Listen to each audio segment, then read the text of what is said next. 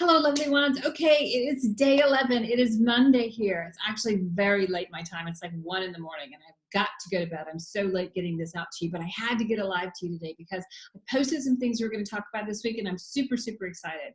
And I'm late because I've been out in my lovely city of Orleans. I'm going to post some pictures later.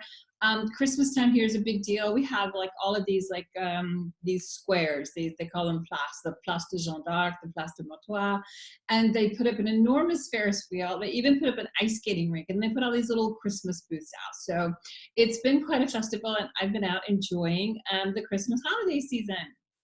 But I'm here to talk to you about something that's equally as exciting because I said we were going to talk about several different things this week: fears, communication, why we try to drag our husbands to counseling, and why it rarely ever works. And you know what? Underneath all of those things is the big topic of fear. So that's what we're going to start with today since it's Monday. Might as well start off the week with the biggies, right? And then we'll coast downhill into something fun. Fear. Did you know that when you were born, you had two fears, one of loud noises and one of being dropped?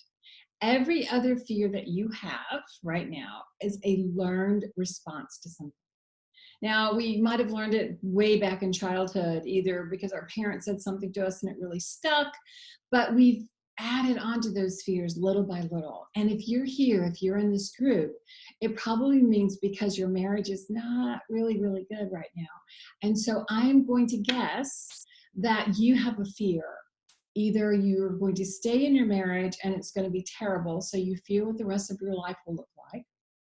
Or perhaps you fear if you divorce that you're going to ruin your children, you're going to ruin your family.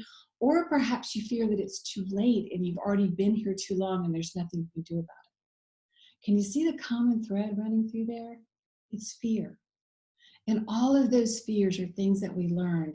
And the reason they become so big and so dark and so hard for us to overcome, the reason we stay confused and we spin around in that place of fear is because we're focused on the things that we're afraid we're not going to get, or the things that we're afraid that we can't have, or the things that we're afraid we're going to have to deal with for the rest of our life, or the fear of making a mistake, or the fear of what someone else is going to think about us. And we're consumed by those thoughts that are dragging us further and further into darkness and sadness and anger and resentment and blame. And guess what? We can control those things. You can control those things because fears are based on thoughts. Now, there may be some very valid reasons. You may have some very legitimate fears. Maybe you're afraid of dogs because you were bitten as a child. I'm not talking about those kind of fears. I'm talking about the kind of fear that you're so afraid of doing something wrong that you're afraid to make a mistake. You're afraid to ask for what you want. You're afraid to expect to have a joyful life. Those are the kind of fears that I'm talking about. Those are the thoughts that are keeping you spinning around in this place. So, do you know what the secret to that is? Is begin to shift your energy toward focusing on the things that you do want in your life, the things that you already do have in your life. I posted a gratitude meditation, which is really awesome. I promise if you listen to it every morning for at least 21 days and really pay attention to it, you'll begin to see all the things you actually have in your life now. But more importantly, what you'll begin to see is how much power and control you have to control your life. Because what I've discovered, both through my personal experience and through working with my clients, is that we get all wrapped up in this really painful place because we're afraid that we don't have any control over our life, right? We're afraid that someone else is controlling our life or that we've made a mistake and we can't undo it. And none of that is true. You have so much life left right now still, and so many choices that you can make. When you begin to focus on the things that you want, and I don't mean that you're focused on them and telling yourself that you can't have them, but I mean really dig a little bit deeper. Go into those places where, like we started last week with joy, where you lose track of time. Go into those places where you begin to notice the patterns and begin to listen to that voice. Focusing on that energy, shifting into what you do want and getting really, really clear about it and writing it down on paper and making it something that you focus on, as opposed to focusing on what you're afraid you're not going to get from your husband or what you're afraid you're going to have to live with, will begin to shift your energy. Because fear is addressed in one of two ways. We either look at fear and we analyze what it is that we're actually afraid of, or we look at fear and we decide that we're not going to be afraid. We talk ourselves out of it. And those are the two ways we address fear. The third way that we begin to unveil the fear that we're feeling is by focusing on the things that we do want and getting really clear about those things.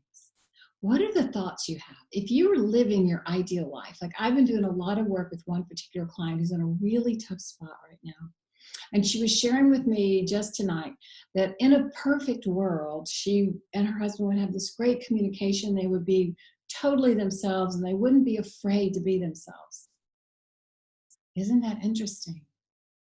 So we've chosen to marry people, and we at one time thought we'd spend the rest of our lives with them. And suddenly as the years go on, we become afraid to be that person that we were.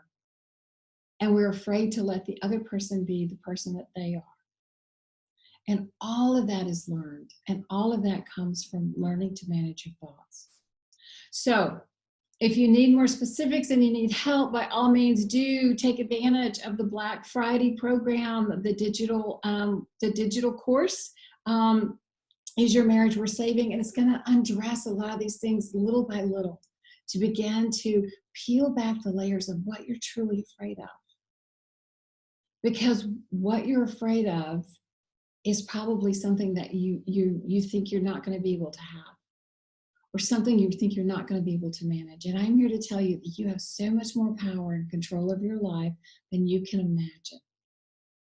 So focus on the things that you can control. Focus on the things that you have in your life right now that are good things.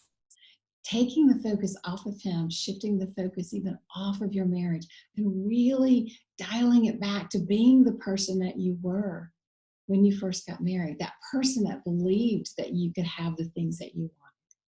Getting back in touch with her and finding her again is the best way to begin to dissipate the fear and to shift that energy into creating the life that you want to have.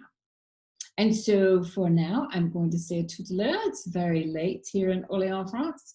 And I will see you tomorrow on day 12 on what will your life look like in 2020. Bisous.